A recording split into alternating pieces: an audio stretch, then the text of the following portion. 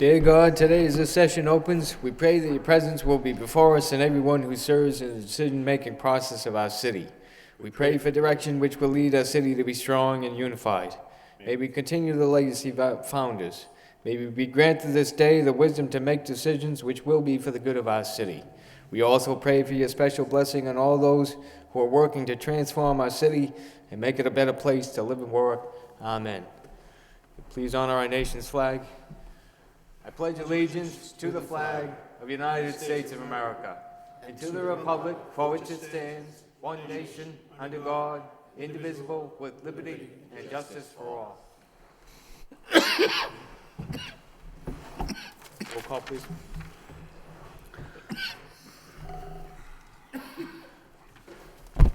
Council Laurie. Here. Council Martin. Here. Council Madonza. Here. Council Mercia. Here. Mayor Murphy. Here. Council Nunn. Here. Council Elliott. Council Kennedy. Here. Council Leahy. Here. 8 present. Thank you. At this time, I recognize Council Laurie. Thank you, Mr. Mayor. I'd like to ask for a moment of silence in darkened chambers for Carol Evans. Carol was a resident of Lowell for really most of her life. And down in the Acre, she grew up in the Acre. She was a graduate of Lowell High School and the Tewksbury School of Nursing. She was a licensed practical nurse and with the Visiting Nurse Association of Greater Lowell for 35 years. And before that, she worked at St. Joe's Hospital. She was very active in the church over at St. Patrick's here in Lowell. And just a couple of years ago, I think it was 2010, she was the Irish Person of the Year at the St. Patrick's Day festival on St. Patrick's Day. And she's survived by her daughter, Karen Evan Witz, and her husband, Paul, and her grandchildren. She also leaves a brother, Brendan Evans, and a sister, Phyllis Panagia Taras, and may she rest in peace. Oh, I know Councilor Mercy is going to do another, she's got 2, and when she's done, I'd like to come back on one. Thank you. Councilor Mercia. Thank you, Mr. Mayor. I'd like to offer a moment of silence in darkened chamber for G. Michael Damaris, who was born, raised, and lived in Lowell for many years. He attended Lowell schools and was a graduate of Lowell High School in the class of 1945. Following high school, Mike graduated from Boston University with a Bachelor of Science degree from the School of Management. Mike was a veteran of World War II, and he proudly served his country in the United States in the Army Air Corps. He was a well-known banker in the Greater Lowell area for over 50 years, working at Enterprise Bank for 10 of those years. Mr. Damaris was a former president of the Greater Lowell Chamber of Commerce, a member of the board of the Lowell General Hospital, where he served for over 25 years. He was always very active in several charitable organizations, including Goodwill, March of Dimes, Catholic Charities, and several others. He is survived by his beloved wife, Kathy, and 3 sons, Michael Damaris, who was the coordinator of the city's neighborhood services, Mark Damaris and attorney Matthew Damaris, and survived by his adored 6 grandsons. He was a remarkable human being. We offer our sympathy to his family, relatives, and many friends. He will be truly missed. And just today I learned, and I'd like to offer up a moment of silence in darkened chamber for Leo Cloutier, a lifelong resident of Lowell who made his home in the Pawtucketville section of the city. He was married to his beloved wife, Pauline, for almost 61 years.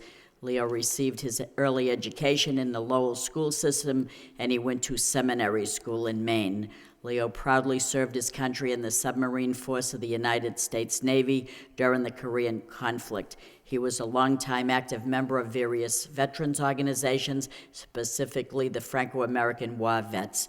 Leo leaves a legacy of service. He served his country, his state of Massachusetts, his city of Lowell, his community, and his beloved wife and family.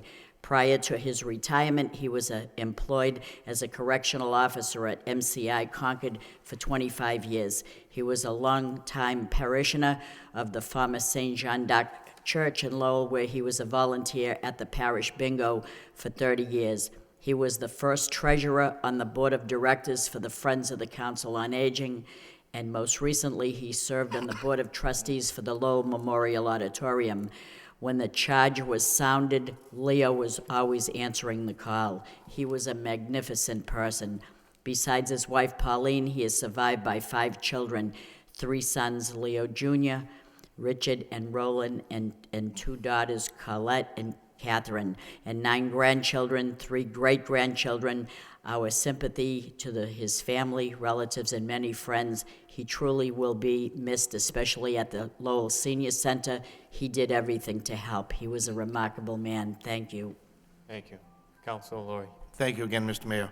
Before I say a few words about Mr. Claudia, Carol Evans was the Irish Person of the Year in 2012. I couldn't find my glasses, and I thought it was 2012. I met Mr. Claudia, and I want to just say a couple of years ago, and we got to know each other quite well. He worked with my uncle at Concord State Prison, but he was also in the submarines. My uncle was in the subs in World War II, and I think Leo was in the Korean War. So we hit it off, and just a couple of months ago, maybe not even a year, he said to me, geez, what do you think about going on the auditorium commission? I said, geez, I think you'd do great. And he came here just a few short months ago. I was sitting with his wife, and he was on the board, and just a great guy. I just wanted to add about that about Leo. I just got to know him the past couple of years, but really, what a super guy, and may he rest in peace also. Thank you. Thank you. Would you all rise in a moment of silence and darken chambers? Thank you.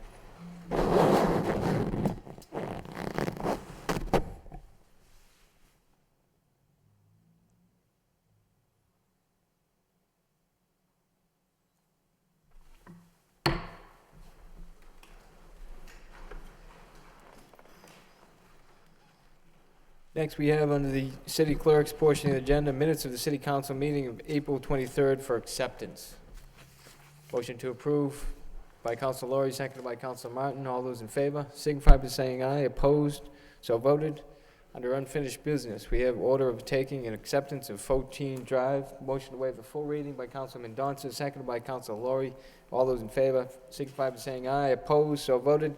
Order of taking and acceptance of 14 Drive in City Council to take by eminent domain and fee certain parcels of land in the city of Lowell for municipal purposes, to wit, the layout and acceptance of 14 Drive and other municipal purposes associated therewith. Motion to approve by Councilor Mendonça, seconded by Councilor Noon. Roll call, please. Councilor Laurie. Yes. Councilor Martin. Yes. Councilor Mendonça. Yes. Councilor Mercia. Mayor Murphy. Yes. Councilor Nguyen. Yes.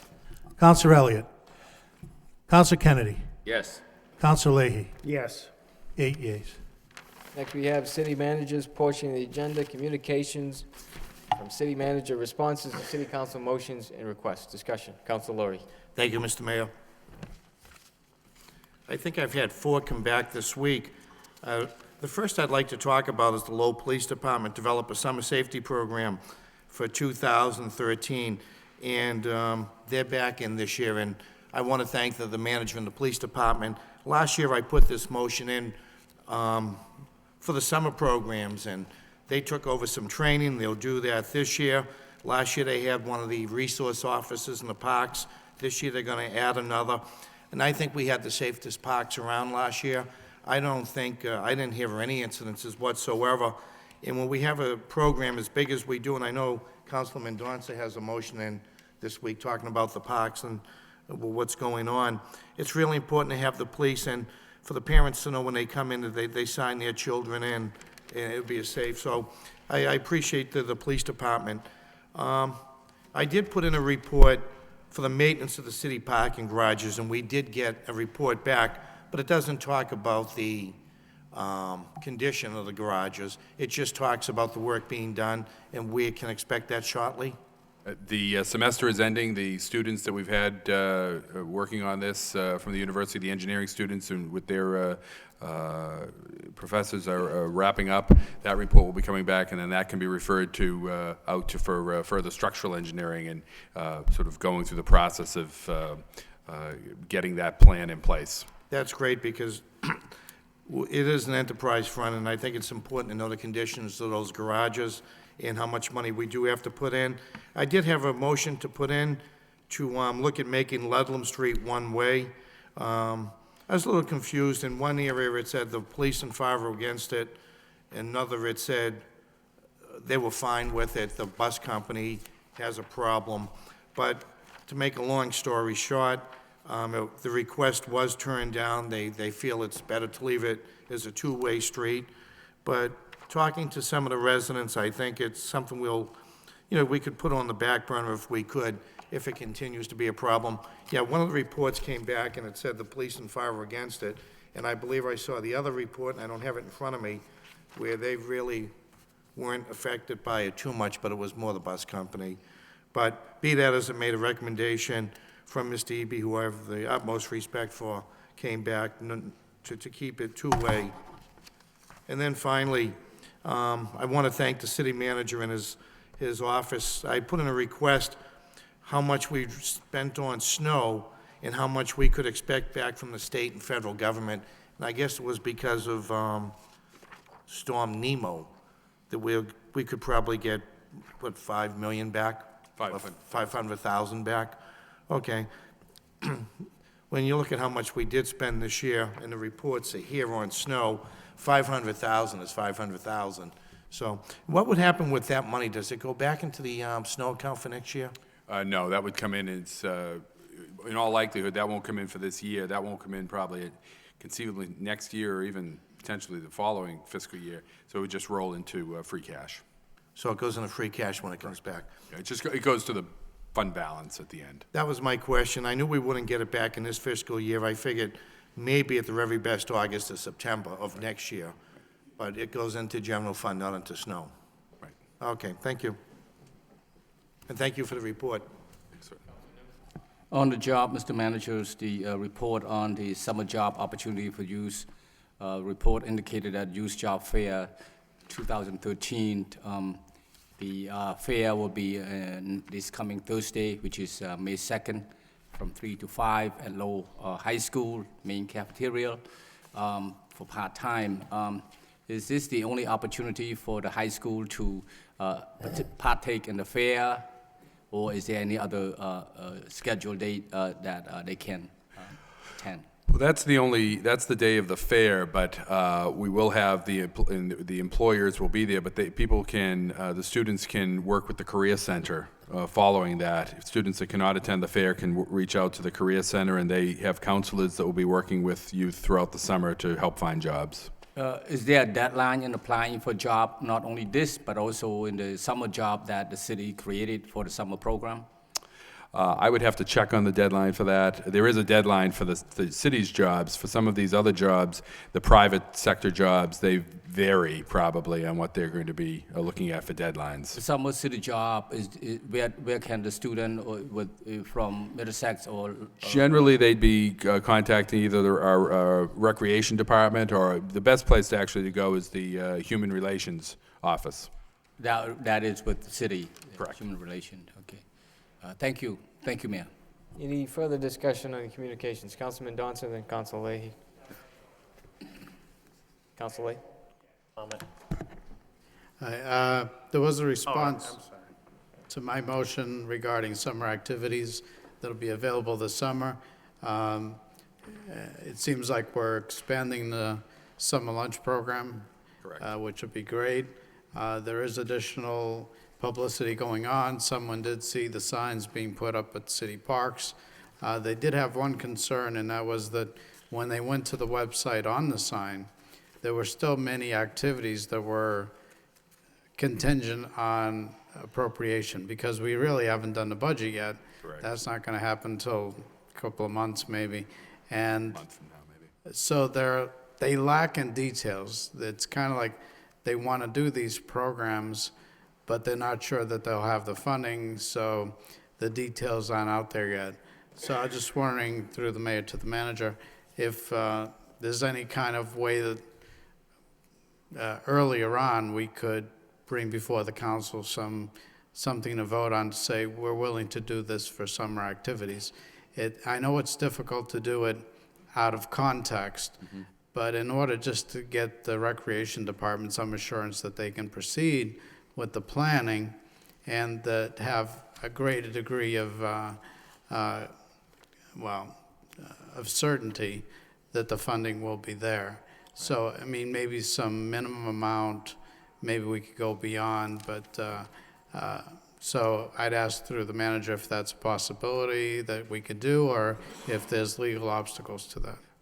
There may be some legal obstacles to that, but let me see what we can do to work something like that out. Maybe we can come in the next couple of weeks with a draft plan, if we could get an endorsement from the council, that we can move forward with a big chunk of that. Right now, as you know, there's a memo in the packet from Mr. Moses outlining the House Ways and Means budget issues that I know that the council is generally asked the administration to keep the tax rate at 0.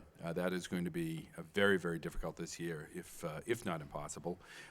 We're still trying to do that. We actually had a meeting late this afternoon to go over some ideas, and we'll be doing that some more. And that is going to have an impact on quite a bit of what we do for the upcoming year. But I haven't actually seen that website. Let me take a look at that website and see if there's some things we can do to tweak that a little bit. But beyond that, see if we can come up with a strategy to come in with to get some type of endorsement from the council for a certain level of spending. I appreciate that. Thank you. Council Leahy. Thank you. On a couple of my items, I wanted to thank, through you to the manager, I wanted to thank you for the letter to the Commissioner for Cable Television.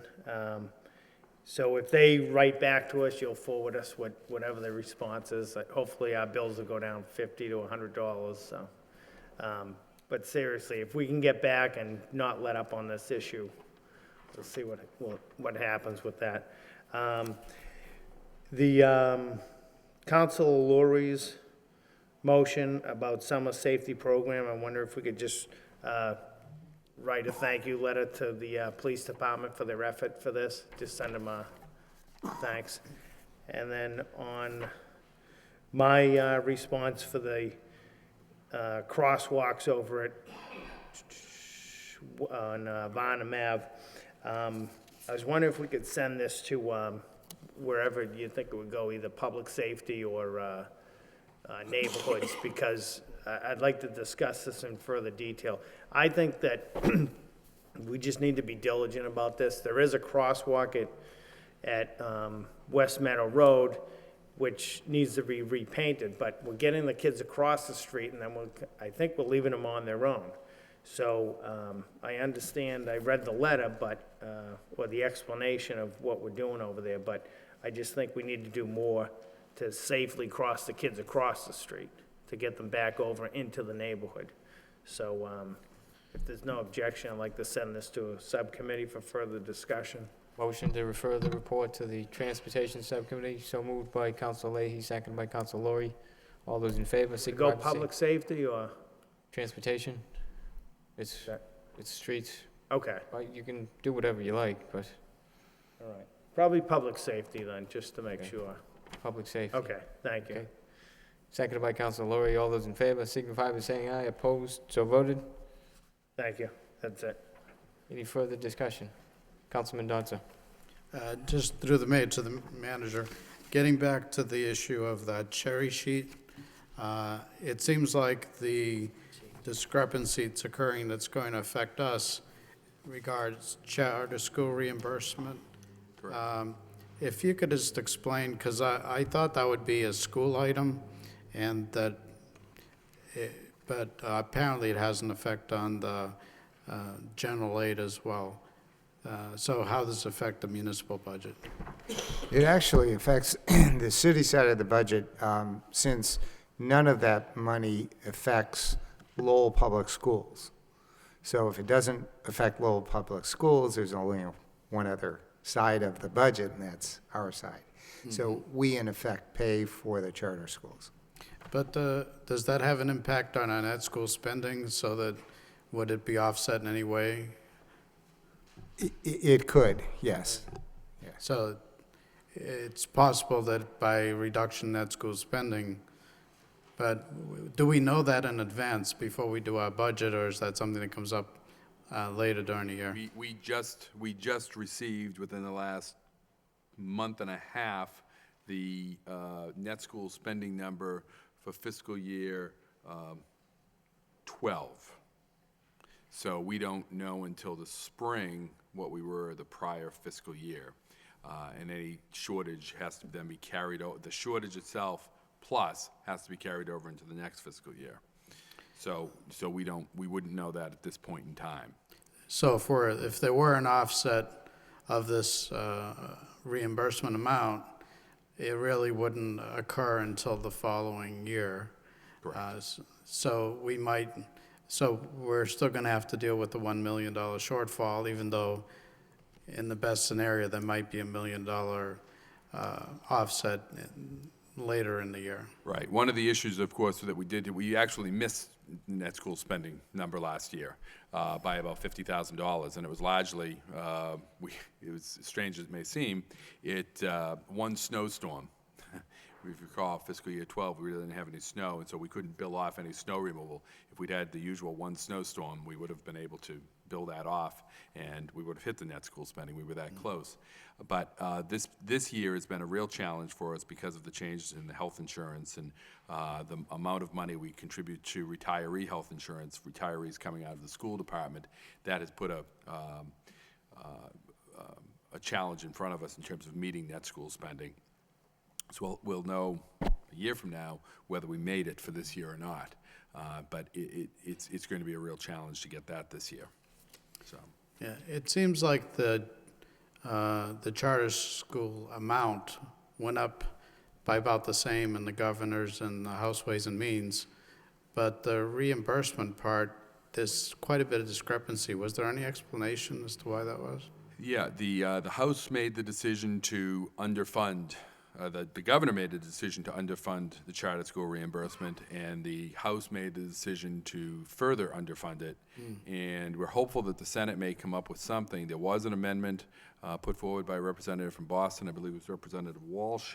I was in touch with our delegation asking them to support his amendment that would have provided full funding. That appears to have that failed. And so that's where we find ourselves now. Hopefully the Senate will take it up. I've already spoken to Senator Donahue about this and see if there's something that can be done at the Senate side, on the Senate side, and then hope that something goes into conference committee that will be. It hits us very hard. It hits the city of Boston very, very hard, and I know that they're talking to people down there. They're very concerned about this as well. So the Senate needs to change. If the number's the same in the Senate, then it won't be impacted by conference committee, and we'll be stuck with the number. Correct. All right, thank you. Councilor Noon and then Councilor Martin. Thank you, Mayor. The manager report on the cedar tree located at 52 New Spalding Road. I know that the report indicated that the tree was removed a few years ago, yet there's a piece still standing, and there's a utility pole that belonged to National Grid. It hasn't been removed, so the whole tree cannot be removed or cannot be removed due to that. It took the National Grid 2 years to remove that, while the residents is, the sewer system for this resident owners affected by it. So I urge the managers to seriously pushing the National Grid to do it as fast as possible, because 2 years is unacceptable for the National Grid to do this. I agree, yeah. Council. Thank you. Thank you. Councilor Martin? Thank you. I'm back on the budget memo. So this charter school, I guess it's a charter school assessment that's netted off the local aid contribution. That's how it works, right? Correct. And so then in the following year, it could count for the net school spending. Is it dollar for dollar? Is it a percentage or a formula? Do we know that? We would not, in terms of the required school spending. Right. I believe that's, Well, I'd the have to assessment. check that. All right. Right, All right. we'd have to check on that. That's all part of the Chapter 70 formula, which is there's only like 3 people in the state, I think, who understand the Chapter 70 formula. Okay. So, but you said it hits us hard, it hits Boston hard. Is it most cities, or is it cities with new charter schools, or? It's cities with a high level of charter schools. So is it not, but that would be towns too, or? It could be. There aren't many towns that have the high number of charter schools, though. So the reason is the MMA have a position on this? Is that? They do, and they've been advocating for full funding of this, or at least the governor's level of funding. But the House did some other things with some of the other accounts that sort of, as a result of the savings that they made here, they transferred some money into other places that other communities benefit from. So, Okay, thanks. Councilor Laurie. Thank you, Mr. Mayor. Councilor Noon's motion reminded me, about a year ago, I put in a motion on 10th Street in Lowell. There was a pole across the street from the 10th Street School that was very loose, and I put in a motion to have it removed, but they found a wire in there, and they didn't know who the wire belonged to. And my guess might have been ours, because I think there was a light on that pole on the school at one time. But could we just get an update on that to see if that pole was ever removed? It was just because it was loose, too. Thank you. Any further discussion on the communications? Councilor Elliott. Just one, and I hope it wasn't answered already, on Councilman Dance's motion on summer recreational activities. I did see that there was a sign posted at the soccer field this weekend. I think that's really a good idea. But just on number 4, you're working with various sport leagues. If there's some information you can forward to the Lowell Soccer Organization, we have a pretty vast database of almost 3,000 names, and I think it'd be helpful to get that information out. Excuse me, to those families. Great, thank you. And is that the plan? I see you're going to post something on the website, but is there a link that we could send to you, or vice versa? By all means, send us a link, and we'll see if that can. Commissioner Bellegarde is coordinating that with the recreation staff, but we'll let me check on that and see Okay. what the best way to All right. do that is. Thanks. Councilor Laurie. Just very quickly, I thought when we did this last year, and actually I thought there was a motion I brought in, when we gave out the permits for either baseball, softball, we would give out the information for the summer school program. I thought that was, now Councilor Elliott runs the league. What do you got, 900 families over there? Yeah, he does outstanding job, Councilor Elliott does. He has 900 families. They would fill up most of the camps. But I don't know what happened to that idea. I thought it was a motion, maybe not. But I thought we were going to give out the information with the leagues when they picked up. I know that there was going to be, that, again, I'll have to check with Commissioner Bellegarde on that and see where that. Maybe it what didn't happened on happen, that. yeah. I'm not sure if that was a motion, but I know we talked about something like Right, that. maybe it wasn't a motion, but I thought that was, Yeah, I and I got thought the that idea was- from one of my neighbors who has kids and he coaches T-ball. Right. And like Councilor Ellis, he has 900 families, but I thought they were going out with the permits, but thank you. Yeah, we will check on that. Any further discussion on the communications? Entertain a motion to accept and place on file. Councilor Laurie. Yeah. Before we go any further, we have, I think, all the appointments here for the boards tonight. If we could Okay. move them Motion up. to accept and place on file by Councilor Laurie, seconded by Councilor Martin. All those in favor signify by saying aye. Opposed? So voted. Motion to suspend the rules to take out of order the appointments. So moved by Councilor Laurie, seconded by Councilor Kennedy. All those in favor signify by saying aye. Opposed? So voted. First appointment is to appoint Sarah Golding to the Immigration Commission. What's the wish of the council? Move approval. Move for approval by Councilor Mercia, seconded by Councilor Laurie. Roll call, please. Councilor Laurie. Yes. Councilor Martin. Yes. Councilor Madonza. Yes. Councilor Mercia. Yes. Mayor Murphy. Yes. Councilor Nguyen. Yes. Counselor Elliott. Yes. Counselor Kennedy. Yes. Counselor Leahy. Yes. 9 yeas. Thank you. Thank you. Thank you very much. Next, we have a communication to appoint Matthew Gordon to the Conservation Commission. Move to approve. Move to approve by Councilor Lori, seconded by Councilor Mendonça. Roll call, please. Counselor Lori. Yes. Counselor Martin. Yes. Counselor Mendonça. Yes. Counselor Mercia. Yes. Mayor Murphy. Yes. Counselor Nguyen. Yes. Counselor Elliott. Yes. Counselor Kennedy. Yes. Counselor Leahy. Yes. It's 9 yeas. Thank you. And we have Very Mr. much. Gordon here. Thank you very much for this opportunity. Thank you for being willing to serve. Next, we have a communication to appoint Thayer Eastman to the Auditorium Commission Move to for the approve. Veterans Representative. Move to approve by Councilor Lori, seconded by Councilor Mendonça. Roll call, please. Counselor Lori. Yes. Counselor Martin. Yes. Counselor Mendonça. Yes. Counselor Mercia. Yes. Mayor Murphy. Yes. Counselor Nguyen. Yes. Counselor Elliott. Yes. Counselor Kennedy. Yes. Counselor Leahy. Yes. It's 9 yeas. And we have Mr. Eastman here. Yes. Thank you very much for the opportunity to serve the city. Thank you. Next, we have a communication to appoint Patricia Kelty to the Auditorium To Commission. approve. So moved by Councilor Lori, seconded by Councilor Mendonça.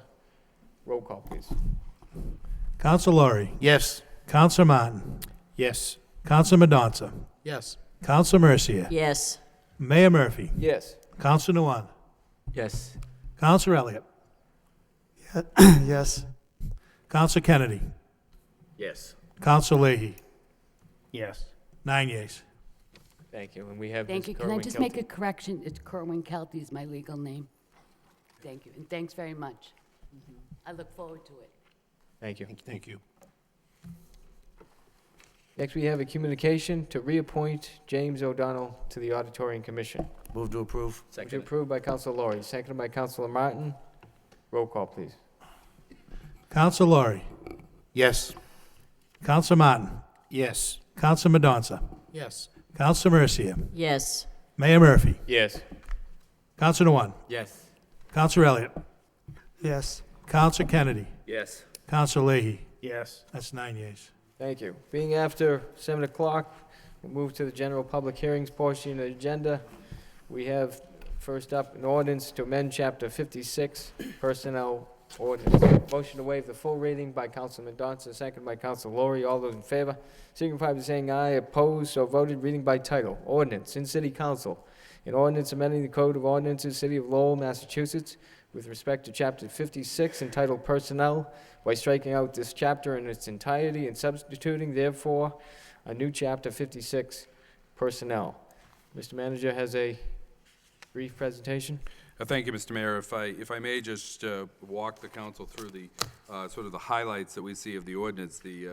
This was brought forward in a motion to have us take a look at the ordinance through a motion of a councilor, and then it was referred to the Finance Subcommittee. We had a meeting. We talked about a number of the issues related to this, and we went back and we redrafted the entire ordinance. It was quite a dated piece of the city code, but so we basically scrapped it and started fresh, although many parts are very similar to what existed before. If I could, there's right off the top, though, there is one correction I would like to make, and I don't see this as necessarily being a substantive change, so I would hope that it wouldn't require an amendment of any sort, just a placement of one of the positions. The Parks and Recreation Commissioner is listed under the professional staff under the chart of positions. That's a department head position and should be under the department head's status listing there. So if we could just make that in the final version of this. What the ordinance does, though, is it sets off, again, it's a rewrite. It does have the positions enumerated, which did not really occur in the other, the old ordinance. We had positions created at various times, and it didn't necessarily change the chart of, or the listing of positions. So that's one change we did make. We also included a whole section on ethics, which previously did not exist. We felt that that's a key part of a personnel ordinance, a personnel system within the city. And within that, we allowed for additional policies to be promulgated by the Human Relations Office to deal with issues more specific than just the code of conduct. Specifically, for examples, we included a sexual harassment policy, which we do have, a conflict of interest policy, which we do have, a computer use policy, which we do have, an equal opportunity policy, a non-discrimination, which we do have, a time clock policy, and a drug and alcohol policy, which we do have. We made just some minor changes in the vacation time. Sick leave, we did make a change. We went from 15 days of sick time down to 12 days of sick time, so we actually decreased the amount of sick times that employees earn from 1.25 days, 1.25 days per month to 1 day per month. And we also changed the accumulation of that, all the leave time to January 1st. We eliminated sick leave buyback along the same lines as the union employees that we've been negotiating. And by that, we grandfathered in existing employees and set the same language, but future employees will not be entitled to sick time buyback. So that's an important change, I think, that again addresses that outstanding unfunded liability that the city has, and it continues the strategy that we have to try to deal with that. The bereavement leave does increase for immediate family members, again, consistent with our union negotiations. It does, the standard of 3 days for an immediate family member has changed in pretty much all sectors, so we're consistent with that. I moved it to 5 days. We did include parental leave, which did not exist in the prior personnel ordinance, and we felt that that was significant. We did make some alterations to the compensation section that, and they may appear minor at this point in time, but we did establish that there would be a grid that will be compiled and put before the city council during the budget process, and that would include, it would be a grid system similar to that which exists today, and that exists within many organizations, both public and private. We do provide for performance evaluations, and there being a tool to utilize that. We were very clear, I think the prior ordinance may not have been clear enough, but we did make it very clear within this ordinance that these, any adjustments in steps would not be, to use a term that some of the councilors had used, automatic, that this does require an evaluation process. We also, moving off compensation, we did move and add language within the ordinance that provided for biweekly pay and direct deposit. So all non-union employees, upon approval of this ordinance, if it is approved, would move to biweekly payroll and direct deposit. We would probably do that consistent with the other bargaining units, or with the bargaining units that we have, so that it could be done all at the same time. But we did, that's something, again, that has been a priority that we've been working towards.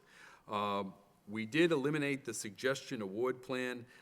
It was, if I may, a bit odd that the bulk of the personnel ordinance, in terms of the pages within the personnel ordinance, most of the pages within the old personnel ordinance were allocated to this suggestion award plan, which, very frankly, people can't even really remember the last time it was utilized. So that seems like something that could be done more administratively than than necessarily including it within the personnel ordinance. And we included a section on parking that made it very clear, because I know that that's been a topic of discussion at council meetings, as well as for the administration, to make it very clear what people were entitled to in terms of parking privileges. And lastly, for travel allowances, there wasn't any definition of travel allowances. We wanted to put some type of controls on that, so we have provided for procedures for per diem reimbursement for travel. That is it. We will be we're working now on the grid that will come into the City Council during the budget process, and we're anticipating a grid that has smaller gaps between the steps. Right now it's 2 3/4. We imagine a grid that's got smaller differences between the steps, but we'll probably be lengthening it out so that people have some room for movement within that, so that they're appropriately compensated. The other part of compensation, if I may, just one, I think this is a key part of this, it does provide that there will be a pay and classification study done every 10 years. A compensation or a personnel ordinance or a compensation plan really should be updated on a regular basis to ensure internal and external equity. Internal equity to make sure the positions are comparable to other similar positions in terms of compensation. External equity would be that we make sure that we're consistent with the market, that we're neither too high, but at the same time, because we don't want to be overpaying, certainly, but also we don't want to be too low that we're finding we're not competitive in attracting employees to the city. Thank you. At this time, I'll open it up for those wishing to speak in favor. In favor of the ordinance? In favor? Seeing none, that portion of the public hearing is closed. I'll open it up for those wishing to speak in opposition. In opposition? In opposition. Seeing none, that portion of the public hearing is closed. What's the wish of the council? Councilor Mercia. Thank you, Mr. Mayor. Through you to the city manager, first off, I want to say thank you very much for putting Tom Belgard as a department head. Is that instead of the second class of the... Mr. Manager. If I may, Counselor, when we speak of the personnel ordinance, we don't speak of people. We speak of positions. And that position belongs in the department head, but we never speak of the people in the positions. Well, all right. Well, I'm glad you took this person and made him a department head, because he's only been here for 27 years doing a budget for parks, recreation, and cemeteries, and I thought that that was kind of like a slight, and I would have been appalled at that. So I'm happy that you corrected that. But there are still some things in this personnel ordinance that I'd like to go over very briefly. In your opening paragraph, in your opening letter in the second paragraph of your introductory page, you stated in the second paragraph a reduction in the number of sick days from 15 to 12, and that's fine. But if you turn to page 5, under Article 4, Section 56.9, sick leave, if I could just read what it says and how I'm interpreting this. It says, all employees governed by this ordinance except grant employees shall receive 12 days of sick leave upon appointment and every year thereafter on January 1st. It almost makes it seem like they're giving 12 days of sick leave the minute they walk through the door, and then every year after that, like they're getting another 12 days. So it makes me think they're getting 24 sick days. I don't know, it's kind of hard. It doesn't sound right that they're receiving 12 days of sick leave upon appointment and every year thereafter on January 1st. I don't know, it seems like every year thereafter they're receiving 12 more and so forth and so on. So I just ask that be clarified a little bit. Do you follow me? Mm-hmm. We can work on some clarifying language on that. And having said that, I'd like to interject here and ask if you have ever considered a sick leave bank. I know it's not in here, but I personally think a sick leave bank is a good idea, whereby people give a day out of their sick leave into a bank. For example, there was a gentleman one time that was doing tree work for DPW, and he got stung by a bee, and unfortunately he died. But circumstances like that, let's say that made him very sick to the point where he was hospitalized and he didn't have enough sick time. A sick leave buy bank is a good idea. It's something to just, I'm not telling you to do it, but I'm telling you it's a suggestion that I think is a good idea. I have one where I work, and I give a day for everybody that would need it. Let's turn to page 4, Article 3, Section 56.7, and we're talking about vacations. And if I could read this, please, it says, "Department heads and professional staff, as determined by the city manager, shall be granted an annual vacation not less than 4 weeks." Well, so if a person is newly hired as a department head or a professional staff person, they get 4 weeks vacation right off the bat just by walking through the door?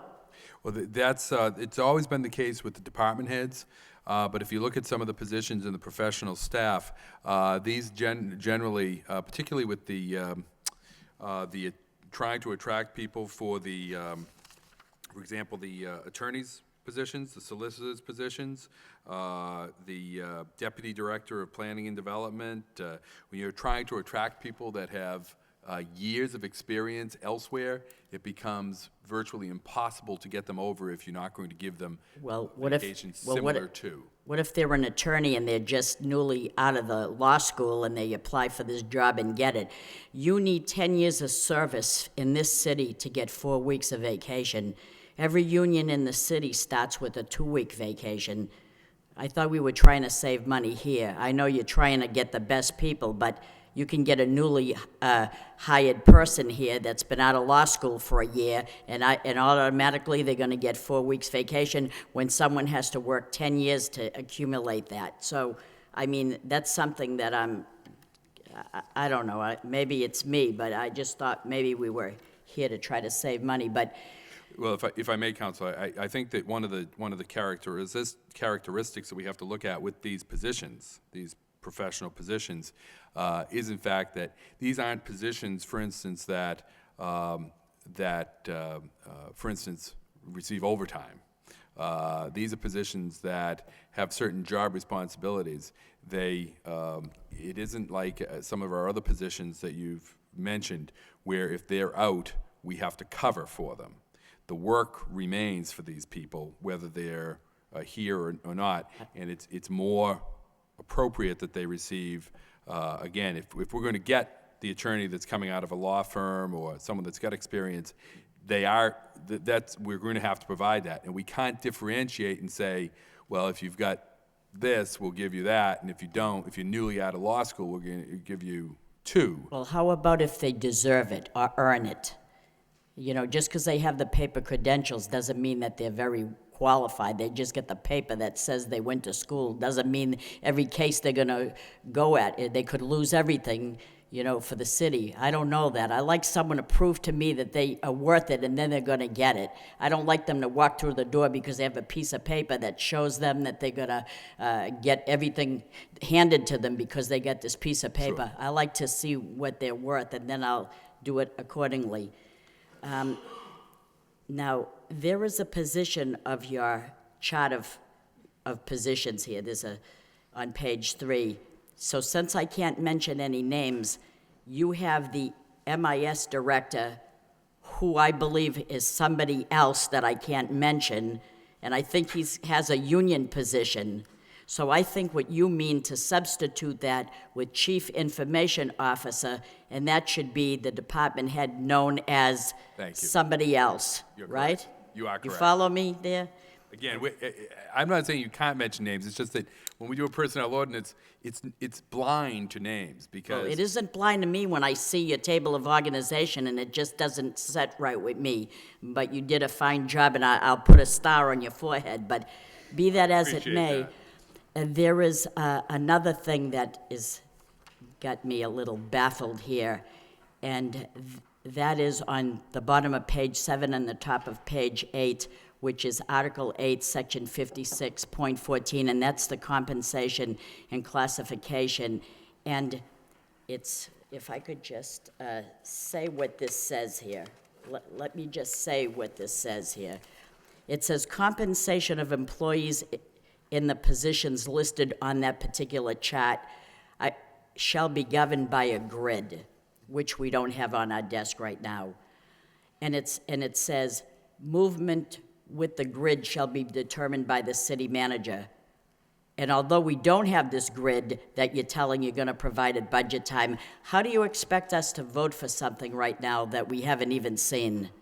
Well, you're voting for the personnel ordinance with the understanding that there will be a grid. The grid's going to be updated on an annual basis. But I don't see the grid, and I don't know how far and small or whatever you're talking about. But this is what we're voting on, this particular whole personnel ordinance. Correct. And in that ordinance is a particular paragraph that I just said, and it says it'll be the discretion to you. So if you present us with a grid at budget time that I don't agree with, there's nothing I can do about it because I've already supported this. So until I see the grid, I can't support this. Because I don't know what I'm not going to vote blindly. No, I'm not, Counselor, I'm not asking you to vote blindly. I'm saying that the grid will be generated each year as part of the budget, and you will get to vote on the grid each year as part of the budget process. But voting on this personnel ordinance says that the grid is up to your discretion. No, the grid will be approved by the city council. It says up here, it's a grid shall be governed by the grid system established by the city manager and approved by the city council as part of each year's. Where do you see that? Where is that? It starts on page 7. It says, Oh, and approved by the city council. right? And then it says the grid system shall be upgraded annually for cost of living increases as provided in 56.19 below. Movement within the grid shall be determined by the city manager. That's just basically that I need to sign off on any, let me correct myself, the city manager, not I. The city manager needs to approve any changes in the movement on the grid for those changes to occur. Right, we're gonna support the money for this at budget time, but I don't know what that is because we don't see a grid. That's right, Well, why do we not see a grid? because this really isn't based on the dollars, this is based on the concepts. The dollar amounts will be taken up within the budget. Well, Which again is, if I may, is not unusual within municipal organizations. I don't recall doing this before.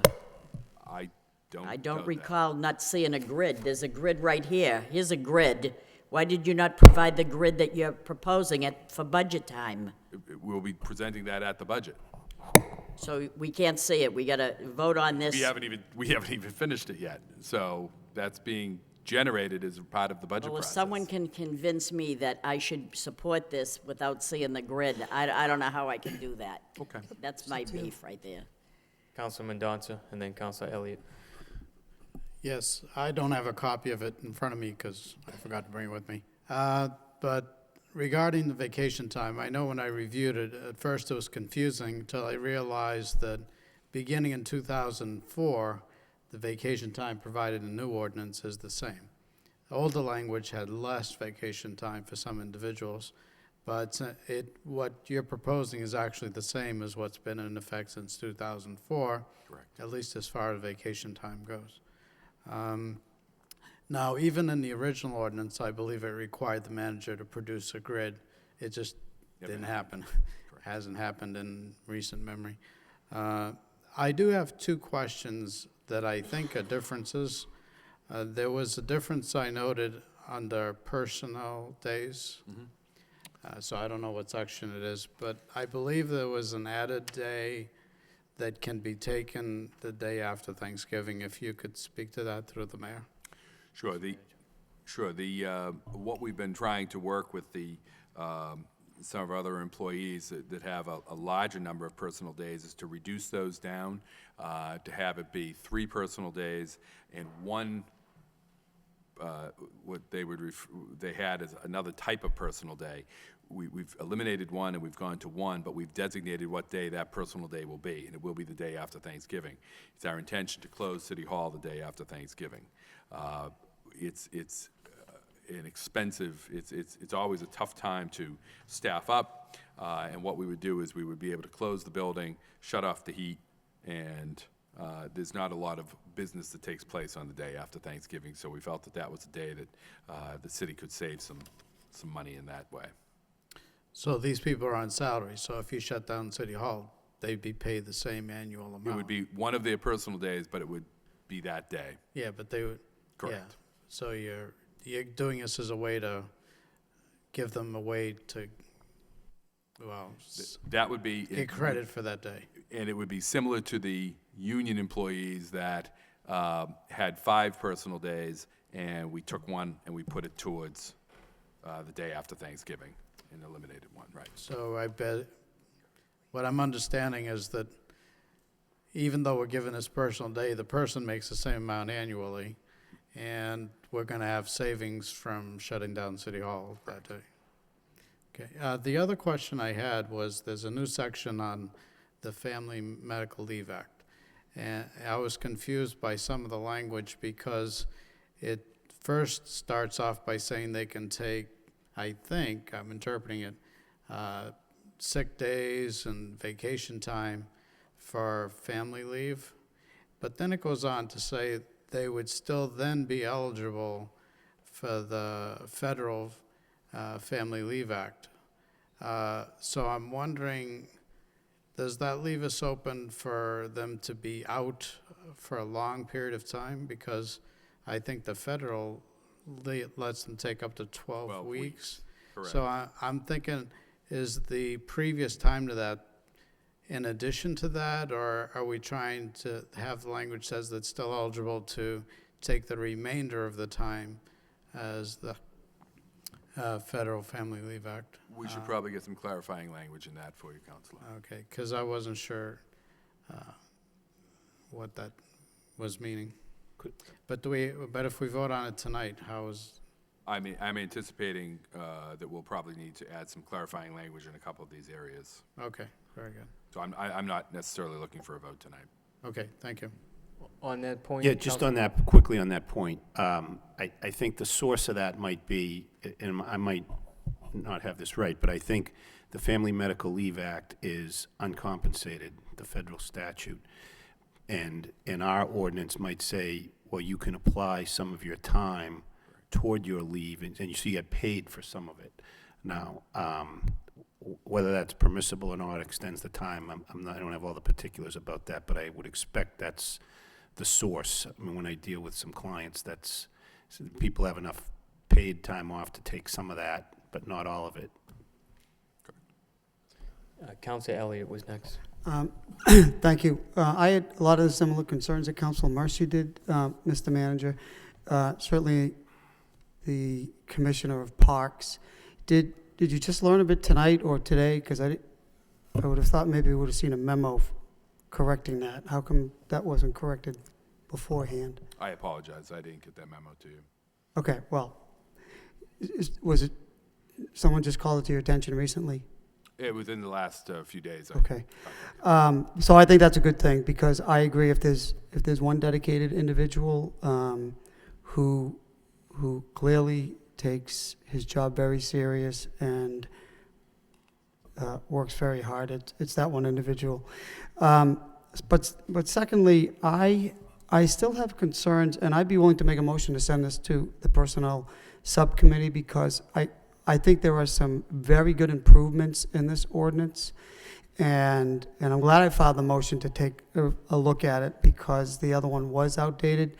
But one of my primary concerns, and I know I know you referenced me when I say I mentioned automatic increases, because at the subcommittee meeting, and by all accounts, the increases are essentially automatic.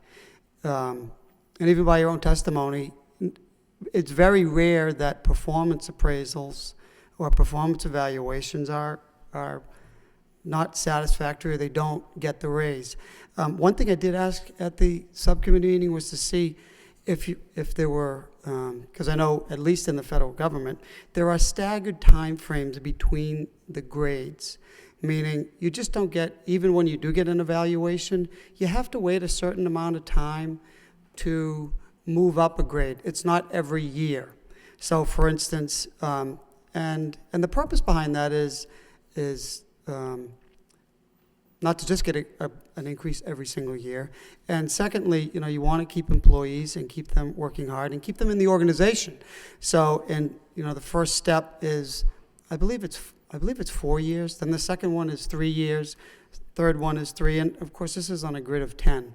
And then gradually it goes down, but there is that window of time of a couple of years that, employees stay with the organization, and then they get that increase. And I would like to see that. I think that makes a lot of sense, first and foremost. And secondly, I would like to see the grid in this ordinance for a couple of reasons. One, it will show us, and it would be also nice to see where, how many employees we have that are either at the top level of that ladder or, the next level. How many employees, what is the distribution of the employees in that ladder? But I think it's helpful to put it in this ordinance. Getting at budget time, to some degree, this is the second reason, to some degree, those are already factored in. I mean, when you present the budget, you have to factor in what you're looking for. It has to be a fully funded budget. So it's almost as if, well, yes, here's the increase, and by the way, it's already factored in. I think it would be better to have it beforehand. And, Section 5617 also, so when I say automatic, I think that's the first issue on the performance appraisals. Employees do get them automatically or after the evaluation.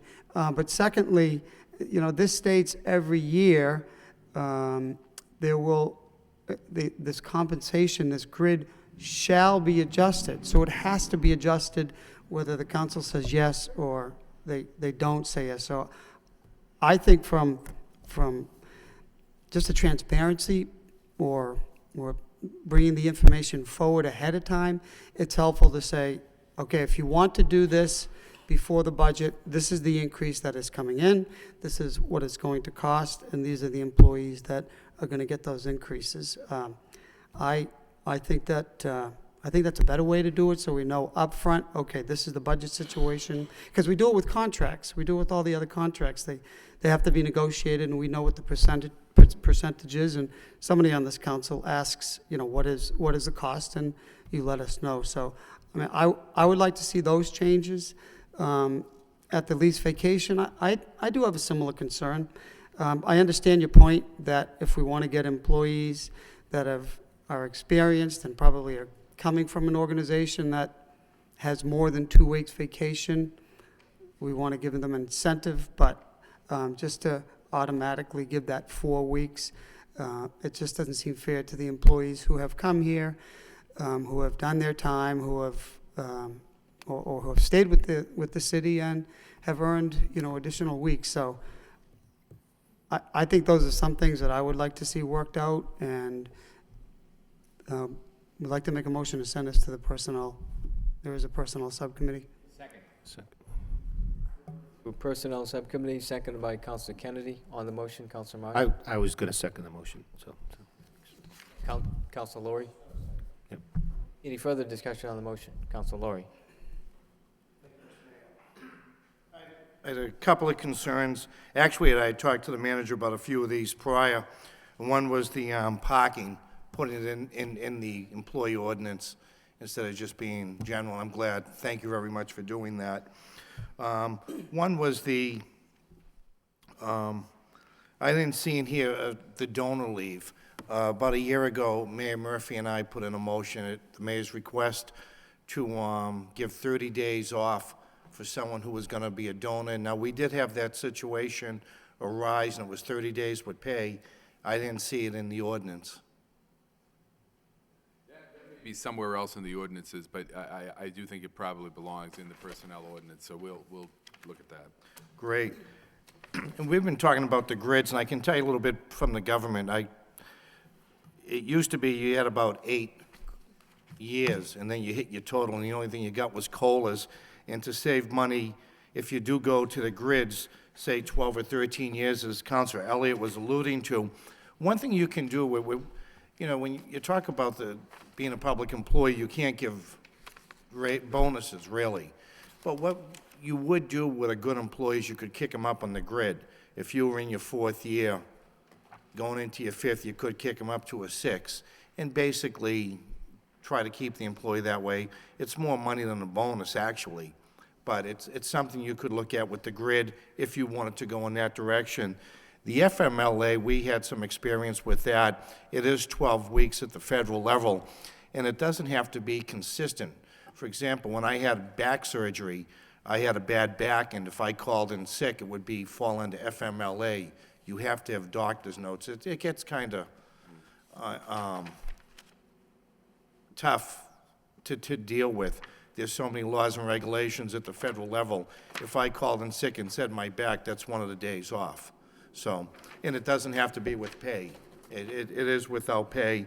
The sick leave buyback, I want to give the administration credit. That's a lot of money you're saving on the contracts. And I want to thank the employees and the unions as well as the administration. That's a big give back by both parties. And I wanted to say thank you. And one of the issue we did talk about, and I had called earlier in the week, was the park department job. And I want to thank you for putting it back as a department head. One of the concerns I talked about, and we talked, was it does answer with two boards. One is cemetery board and one is park. And we're sitting here a couple of times since I've been on with the money going back and forth. So I appreciate you putting that back on. I think it's a good move. I thought it should have been kept there because it does work with two boards, and there are funds, and I want to say thank you. But those were the three I really want to talk about, was donor leave, the parking, and just kicked in a little bit on the FMLA and say thank you on the parks. Thank you. Any further discussion on the motion? Councilor Mercia? Thank you, Mr. Mayor. Through you to the manager, and I just have another suggestion. I don't know what you want to toss it out the window or wherever it's going, but I think maybe, but you have on page 3, Article 2, Ethics. It's a code of conduct whereby all employees agree to be bound by the code of conduct and to indicate their acceptance in writing and blah, blah, blah, blah. And it says, and it's official to conduct business and additionally to serve as a unifying code to which the city employees and officials would adhere. I would make a little sentence as well as city property should not be removed or taken and sold for private gain. For private gain. I'm referring to things that are sold that should not be. I would have put that sentence or whatever in there for the code of conduct, I think, because people say, gee, I didn't know that. Well, that will be in the code of conduct. We wanted the code of conduct to be always inclusive of everything. So that would be in the code of conduct. And where is this code of conduct? That will be promulgated by the Human Relations Office. So somewhere along the way, this is going to be in there? Yes. Okay, good. Thank you. Any further discussion on the motion? All those in favor, signify by saying aye. Opposed? So voted.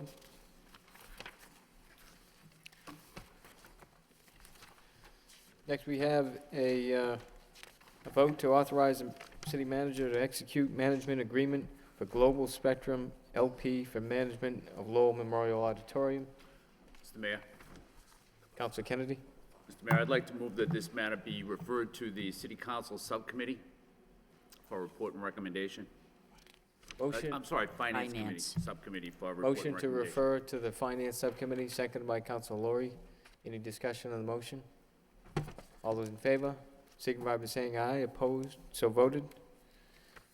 Returning to number 5 on the agenda, we have an ordinance in City Council. An ordinance creating one new position of IT Systems Support Technician and establishing the salary at the Pollard Memorial Library. Motion to waive the full reading by Councilor Noon, seconded by Councilor Mercia. All those in favor, signify by saying aye. Opposed? So voted. Ordinance in City Council. An ordinance creating one new position of IT Systems Support Technician and establishing the salary at the Pollard Memorial Library. Entertain a motion to refer for public hearing on May 14th, 2013 at 7 p.m. So moved by Councilor Lori, seconded by Councilor Martin. All those in favor? On the motion? Yes, on the Councilor motion. Mercia. I know that it's going to be referred to a public hearing, and I kind of don't have a problem with it, but I'm concerned about if there is a shortfall in people that work the desk there. Do we have any positions that haven't been filled that because I'm thinking an IT position, before the public hearing comes, I just want to know, don't we have an MIS department that handles IT situations? So I don't know why we need we have a department that does this stuff. Why do we need one specifically for the library? I don't know. I'm not saying maybe we don't need it. I have to know, what is that all about? Okay. Perhaps library director could speak to that, those issues, and certainly we can address these issues too at the public hearing. Well, I figured she was here, so. Absolutely. One of the reasons that we need this person is I actually took account of all the computers between the main library and the branch. This is 74 computers, and only 2 of those are on the city's network. Everything else is on separate networks, and that's why it's so difficult to get the city to come and try and help us when it's not their equipment, it's not their network. So we sometimes get help from them. We sometimes get help from the IT person, our consortium. But it's been an uphill battle for the person who's a coordinator of the tech services and library automation to try to do their job and try to keep track of all these computers. Yes, So that's really why. I understand. Thank you. Thank you. Thank you. Any further discussion on the motion? All those in favor, signify by saying aye. Opposed, so voted. Next, we have a vote to transfer $406,871 to the police department. Motion to waive the full rating by Council Noon, seconded by Council Mendonça. All those in favor signify by saying aye. Opposed, so voted. Vote in City Council. Order to transfer $406,871 to fund the approved Superior and Patrolman contracts. What's the wish of the council? Move for approval by Council Martin, seconded by Council Mendonça. Any discussion? Roll call, please. Counsel Lori. Yes. Counsel Martin. Yes. Counsel Mendonça. Yes. Counsel Mercia. Yes. Mayor Murphy. Yes. Counsel Nguyen. Yes. Counsel Elliott. Yes. Counsel Kennedy. Yes. Counsel Leahy. Yes. That's 9 yeas. Next, we have a vote to transfer $45,000 to the police department. Motion to waive the full rating by Council Mercia, seconded by Council Lori. All those in favor signify by saying aye. Opposed, so voted. Reading by title, vote in City Council. Order to transfer funds of $45,000 to fund overages in the police department and to cover needs in overtime, gas and oil, and psychological testing. Motion to approve. Motion to approve by Council Martin, second by Council Noon. Discussion, roll call. Counsel Lori. Yes. Counsel Martin. Yes. Counsel Mendonça. Yes. Counsel Mercia. Yes. Mayor Murphy. Yes. Counsel Nguyen. Yes. Counsel Elliott. Yes. Counsel Kennedy. Yes. Counsel Leahy. Yes. That's 9 yeas. Next, we have a vote to transfer $210,000 to the Department of Public Works. Motion to waive the full reading by Council Mendonça, seconded by Council Lori. All those in favor signify by saying aye. Opposed, so voted. Vote in City Council. Order to transfer $210,000 to cover the costs of various supplies and services through June 30th, 2013, in the Department of Public Works. What's the wish of the council? Move approval. Move for approval by Council Mercia, seconded by Council Noon. Council Mendonça. Yes. I was just trying to understand the reason for the transfer, but from looking at the detail, it seems to be our efforts to deal with the work orders from the school department through the manager. If you were to speak to that, through the mayor too. That's correct. Okay, thank you. Any further discussion? Roll call, please. Counsel Lori. Yes. Counsel Martin. Yes. Counsel Mendonça. Yes. Counsel Mercia. Yes. Mayor Murphy. Yes. Counsel Nguyen. Yes. Counsel Elliott. Yes. Counsel Kennedy. Yes. Counsel Leahy. Yes. That's 9 yeas. Council Mercia. Mr. Mayor, in our packet, we had something that wasn't on the agenda, but it was a transfer for police overtime, and it was for $90,000, I believe.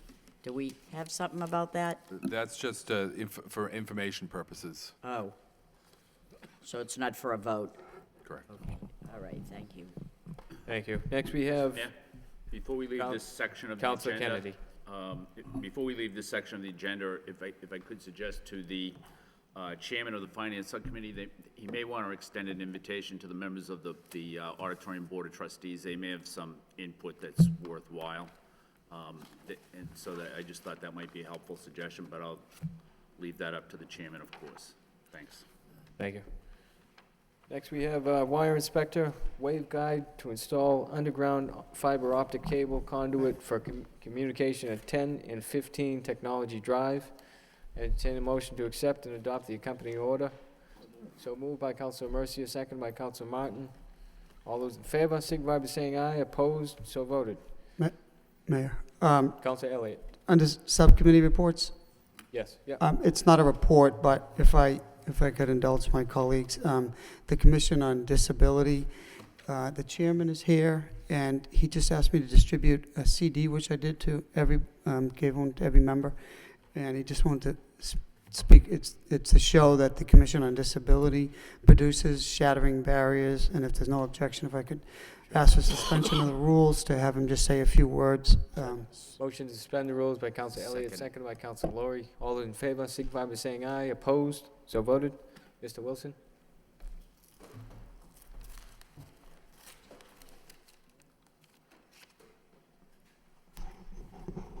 Hi, my name is Jeff Wilson. Live at 67 Hank Street, and I'm the chairman of the Disability Commission. Our commission produces a show monthly. It's called Shattering Barriers, and I've just distributed to all the counselors a copy of this month's show. Just to give you a brief overview, it's regarding the recent passage of the medical marijuana law, and it's a discussion with Frank Singleton, the city health director. And it's about a 30-minute show. Covers a lot of interesting facets of the law, and it's meant to be an informational piece, not trying to persuade people one way or another. Just it's good to have information, and I thought it would be good for all the councilors to take a look in case they were looking for information to maybe help them with decisions which may come their way in the next few months regarding this issue. So that's basically all I wanted to say. And if you want to see it live on TV, it's on Channel 99 LTC a couple times a week, and I know it's on Channel 8 Friday evenings at 8:30 and Saturdays at 4:30 in the afternoon. So I appreciate your time, and I hope you would watch the show. It's a great effort put forth by the team, produced by the Commission on Disabilities. This particular episode features Commission member Dave Ellingson. So I hope you enjoy it, and that's about it. I just want to make sure you get information about the law. Thank you. Thanks for your time. Thanks very much. Mr. Mayor? Yes. We were just talking about the medical marijuana. Just out of curiosity, I saw in the paper today, I believe Bellrica received an application. I think it was the town of Bellrica that has now received an application to build one of these, because we were talking about it with zoning and things like that. So it'd be interesting to see what comes out from this area. Thank you. Thank you. Next, we have under general petitions, one claim for property damage. Entertain a motion to refer to the Law Department for report and recommendation. So moved by Councilor Mercia, second by Councilor Kennedy. All those in favor, signify by saying aye. Opposed, so voted. We have the first motion by Councilor Martin. Request the city manager work with the property department to establish protocols to implement flag half-staff orders. Second by Councilor Mendonça. I think Councilman Mendonça had something first, Mr. Mayor. Excuse me, sorry, Councilor Mendonça. Actually, in our packet were 3 letters regarding the library. I'm not sure how they wound up in the packet, but they're not on the agenda, so under communications. But if, in the future, I don't know if it was sent to the clerk or the manager to get on the packet, if they could just be listed on the agenda as communication. I don't have those. It wasn't through the manager, it was through... It may have been correspondence to the mayor's office that was forwarded on. Okay, I believe we all have it in our packet, right, letters? Yeah, we all have. So somehow it got in the packet. I just think that it would be appropriate to have it under some communication on the agenda if it gets added to the packet. In any case, I mean, I appreciate getting the information.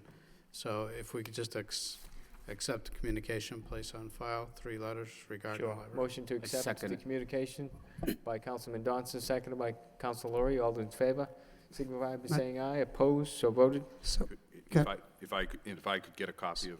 Sure. Council Elliott. so it wasn't you, Mr. Mayor, didn't No, come? I Was didn't. was it you, Mr. Clerk? No. Heather, It wasn't you, Mr. Manager? Somebody has to know how it got in our packet.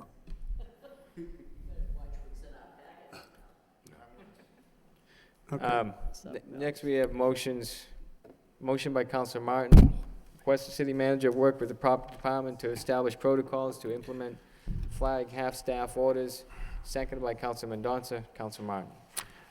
Thank you, Mr. Mayor. The prompting the filing of this motion was the half-staff order that was issued, I think, by the president and the governor in response to the attacks at the Boston Marathon. And I know, for example, at City Hall here, the flags were appropriately lowered, but I did get calls from others around the city that there were some city flags that were not flying at half-staff. I had communicated with Mr. Marchand and thought it was maybe an oversight or some simple fix that could be had to that. But like many things, this was a little more complicated than that. You know, some of our flags are staffed by volunteers, from what I understand. Some are sort of permanently affixed at the top due to vandalism concerns in the past or things. And then, you know, some are high up, they require a ladder. Some are even higher up, which would require a truck or something. So there are a variety of different flags around the city. There's a lot of different measures that need to go into place. And I think, you know, out of respect for events like this, we need to be prepared. And I was surprised that sort of, you know, this was a particularly noticeable event, but there are other orders for half-staff flyings that we should just be prepared for. So, you know, you know, as I went around the city, then some were up, down too long. Some of those were on private property, admittedly. So I just think for proper respect for the flag, we salute the flag here every meeting. You know, we should have some sort of protocol in place to deal with this when it happens. Mr. Manager. If I may, Councilor Martin gave a good explanation of that. I was somewhat surprised myself. I got some calls from people that actually it was Councilor Lori who called me on that and asked me about the situation with the parks, and apparently because of vandalism, I was somewhat surprised that was the action that was taken. Apparently it was taken some years ago by the Parks Department to just secure them to the top, and it clearly runs counter to the intent of the president or the governor's orders when we aren't able to deal with that. So Mr. Marchand's already begun the process of trying to develop a solution to that. So, okay, all right, thank you. Any further discussion on this motion? Councilor Elliott? I think it's a good motion. And there's one at the field that I'm at every day, and that's exactly what it is. Because I got a number of telephone calls as well, and the flagpole is a pretty high one, and the flag is literally taped to the top of it. So I didn't know, I couldn't do anything about it, and it's pretty prominently placed. So is it the intent, and the league, I have to tell you, Mr. Mayor, the league is willing to pay for whatever it is to fix that, but it's a city flagpole, so we didn't want to touch it, so. I think that you know, the perfect solution really is the type of flagpole that we have in a few different locations where it's all an internal mechanism. There's a lock on it for the a plate that goes over that.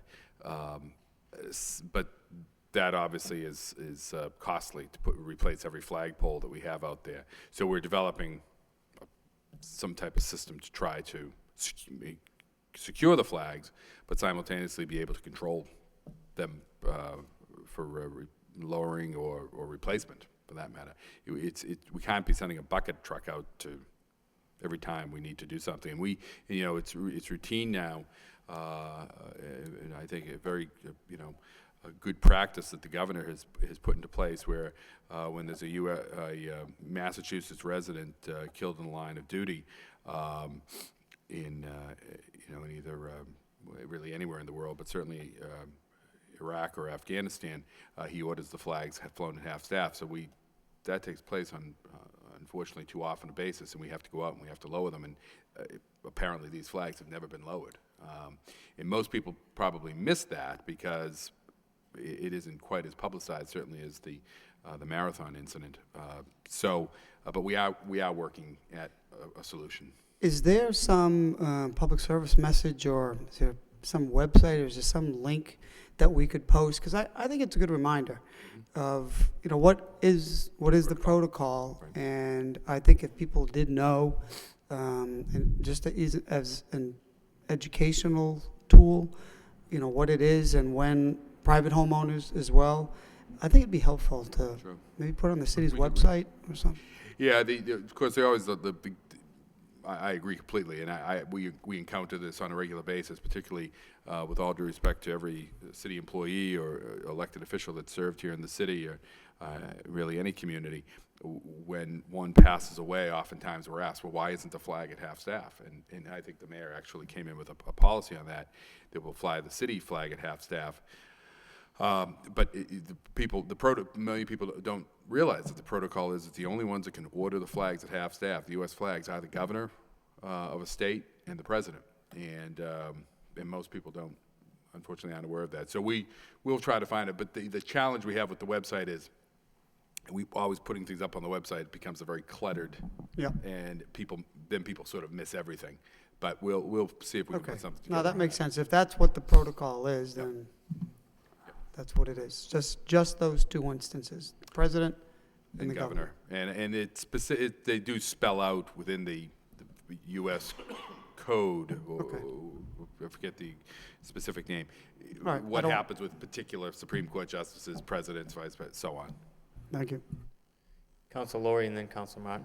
Thank you, Mr. Mayor. If we're going to start a policy, and I could see why the flags were left up, they do get stolen.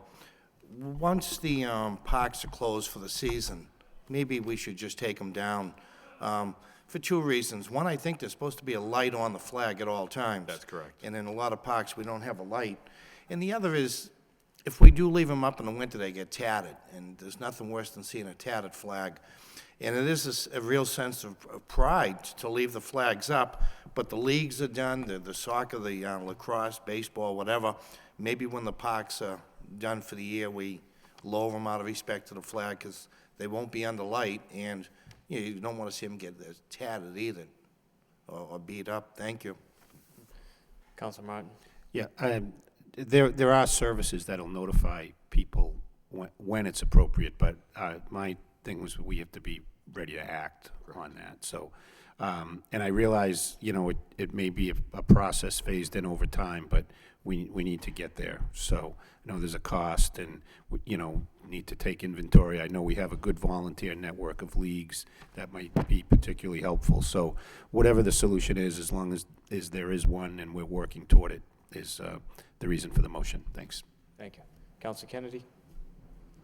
Yeah, I just wanted to clarify what the city manager said before. I think while it's true that the governor or the president can order the flags put to half-mast, there are other instances when you can do it without that order.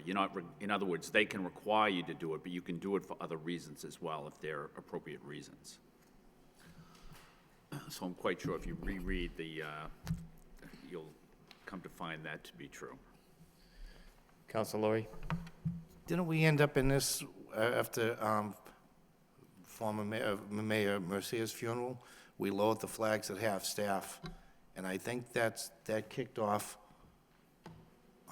they were lowered in this city as well they should have been. But I thought that's when this whole thing got kicked off with the governor and the president, and someone questioned it. I don't know, I think that's when it happened. Yeah. Councilor Mercia? Thank you, Mr. Mayor. That was my concern when I thought the world of Councilor Mercier. Not only was he a city councilor, former mayor, he served as a commissioner and director of the Lowell Housing Authority for so many years, involved in the city for Absolutely. decades and decades. I just can't say enough about it, and yet he passed away, and I don't know why we couldn't have lowered the flag half staff in front of City Hall, which we ultimately did, but I don't know why we needed I would do the same for the manager, for you, Mr. Manager.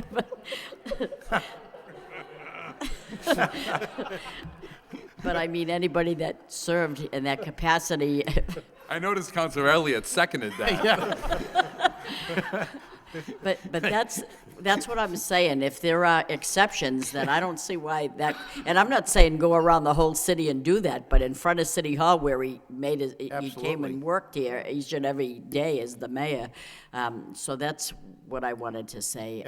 I know that if the governor had to order it, the governor didn't know Armin Mercia the way that we did, so that's why I thought that. Maybe that's another thing we look at Councilor with Laurie? the ordinance, is if a former mayor passes away, city manager, we notify the governor's office and ask for permission.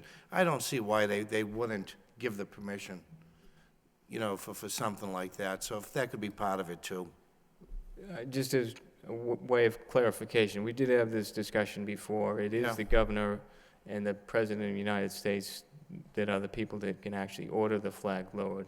You can then petition them to have it lowered, but we can't just act on our own to lower a Absolutely, flag. and I thought that's what came And out as the of it. manager stated, I thought it- for municipal employees or people who have served in these chambers, we can lower the city flag because that's what they gave the service to the city. Moving on, I think all those in favor of this motion signify by saying aye. Opposed? So voted. Next, we have a motion by Councilman Donza. Request the city manager have the law department prepare a vote to amend Chapter 104 of city ordinances to permit the keeping of farm animals and fowl for personal use when reasonable conditions are met. Seconded by Councilor Mercia. Councilman Donza. Yes, thank you. I actually filed a similar motion in February of 2010, but did not get a response that I know of to that one. So, but I'm resurrecting it now because there are other people interested in this topic. And so sometime in the 90s, they revised the ordinance and restricted a lot of animals that could be kept. Even though there were many people in Lowell that had some of these animals that then became, illegal to keep. But they never realized that it was illegal. They've been doing it for generations and continue to do so. So I'm bringing this forth now to rectify that situation. And of course, I want to make sure that we protect those people that were concerned in the first place, that usually it's noise and odor that they're concerned about. I think both of those are addressed when it's properly done, so it shouldn't be a problem. But at the same time, we could make the language in the ordinance require that those things be done. I'm not sure if the enforcement be the animal control officer or public health or a combination of the two. The people that I'm referring to now are, I'm not sure the exact name now, but they want to be able to have Lowell backyard chickens so that they could have produce their own eggs. And doesn't necessarily require, it doesn't require a rooster, so that shouldn't be noisy just to produce eggs. And I believe there are a number of people here, if they just want to stand up, that are part of the group. There we go. That are pushing this, and I think they may have spoken to other councils about what we're trying to do. I'm making it a little broader in order to address some other animals that people keep anyway. But again, it should have some reasonable restrictions or requirements as far as how much space that might be needed to do so, and it might be different for different types of animals. I don't know if the solicitor wants to comment. Madam Solicitor. Sure.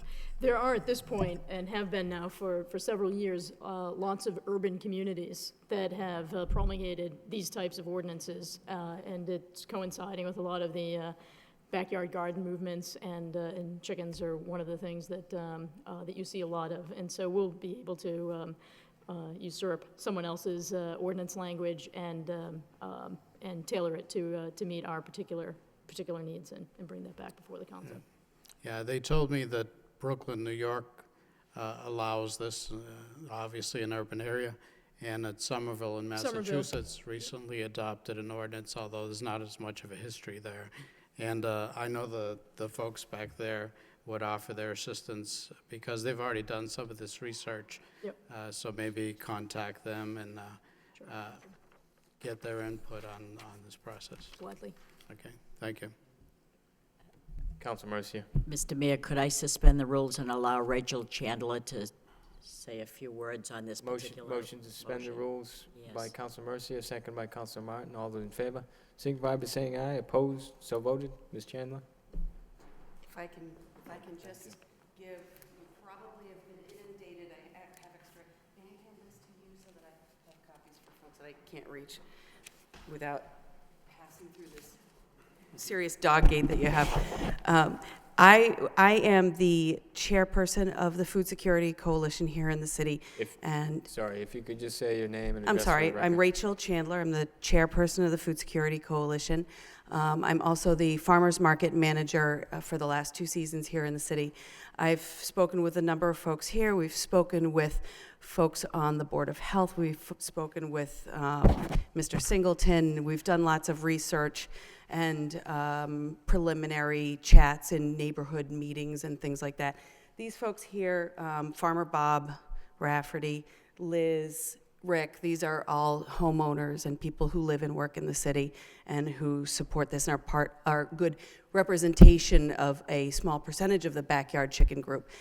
And we're prepared to not only support Councilor Mendonca's motion and whatever processes need to happen after that, but be present and helpful through the process of getting from here to there, and whether that includes neighbor-to-neighbor mentoring setup and quick references and whatever needs to happen. It's a good thing for the city, and it's a food justice issue, and it's a quality of life thing.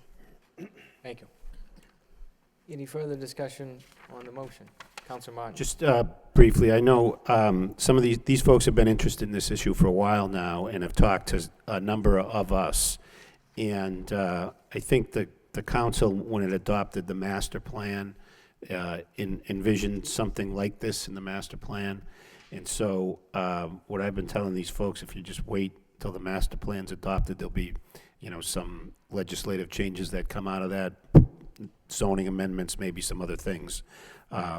So I think that's happened now, and maybe this is the first implementation step that we see coming out of that planning document, or one of the implementation steps. So just to appreciate the work that these folks have done to date and their patience and willingness to help. Thank you. Any further discussion? All those in favor, signify by saying aye. Opposed, so voted. Next motion by Council Leahy, request the city manager have proper department provide update on the condition of all facilities at the Martin Alumni Complex. Seconded by Council Lori. Council Leahy.